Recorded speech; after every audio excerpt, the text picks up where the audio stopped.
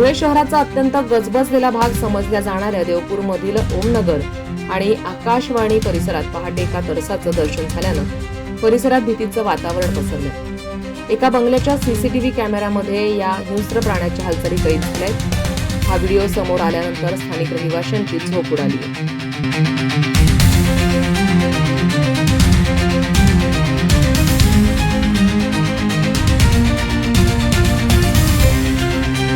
भर वस्तीमध्ये अशा प्रकारे वन्य प्राण्याने शिरकाव केल्यामुळे नागरिकांच्या सुरक्षेचा प्रश्न ऐरणीवर आलाय। या घटनेची प्रशासनानं तातडीनं दखल घेतली असून विशेषतः पहाटे फिरायला जाणाऱ्या नागरिकांनी आणि पालकांनी लहान मुलांच्या सुरक्षिततेबाबत कमालीची सतर्कता बाळगावी असं आवाहन करण्यात आलंय। केवळ सतर्कतेचा इशारा देऊन न थांबता वनविभागानं या प्रकरणी ठोस पावलं उचलावीत अशी आग्रही मागणी नागरिकांकडून होतीये।